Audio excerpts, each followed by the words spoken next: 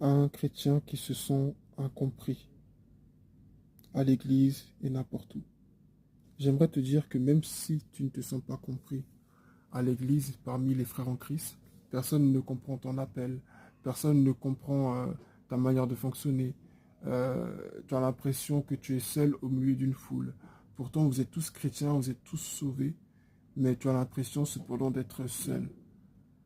Comme si personne ne voulait te parler ou personne n'était d'accord avec toi ou que tout le monde te bafouait ou autre. J'aimerais te dire que tu as quelqu'un qui te comprend. J'aimerais te le rappeler. Et surtout, t'encourager à ne pas l'accepter juste de manière intellectuelle dans ton esprit pour dire oui, on sait qu'il y a Jésus, on a compris, oui, on sait. Non, mais à vraiment l'accepter dans ton cœur, à vraiment y croire et à le vivre quotidiennement. Jésus est la seule personne qui puisse te comprendre. Et tu sais, quand tu vis ce genre de choses, il faut que tu comprennes qu'en réalité, Dieu veut être ton seul ami. Dieu veut que tu sois seul avec lui. Dieu veut que tu apprennes à t'appuyer sur lui. Et c'est dans ces moments-là que ton intimité avec Dieu va réellement prendre forme. Rien n'est fait au hasard avec le Seigneur.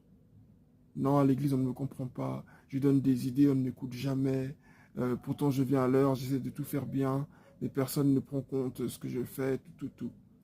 Déjà, dans un premier temps, j'aimerais te dire que Dieu prend en compte ce que tu fais. Dieu voit ce que tu fais. Et c'est vraiment le plus important.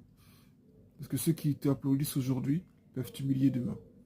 Ensuite, Dieu veut que tu apprennes aussi à ne pas t'appuyer sur l'opinion des hommes, mais sur son opinion à lui. Alors, je t'encourage vraiment ce matin. Toi qui te sens trop différent, toi qui sens vraiment qu'il y a comment je peux dire, un fossé entre toi et les autres, euh, sache qu'il n'y aura jamais de fossé entre toi et Dieu. Alors demeure dans sa présence. Et ce fossé que tu vois, que tu ressens, ce vide que tu ressens, sera comblé par Dieu. Et tu sauras vivre avec les frères et sœurs. Si Dieu t'a fait aussi unique, c'est parce qu'il veut faire de toi, ou même je dirais avec toi, quelque chose d'unique. Dieu ne met pas n'importe qui, n'importe où. Et si Dieu te permet de vivre ces choses, il faut que tu comprennes qu'il t'a mis à part. Non pas pour que tu frimes et que tu dises, moi je ne suis pas comme les autres, mais pour que tu comprennes que Dieu veut faire de grandes choses avec toi. Et c'est le prix à payer. Alors, prends courage et surtout, demeure dans sa présence. Chaque jour, lis la Bible, prie, chante, prends des temps personnels, des temps de jeûne, des temps de prière. Rapproche-toi de Dieu et tu verras que tu seras bien au-dessus de tout ça. Amen.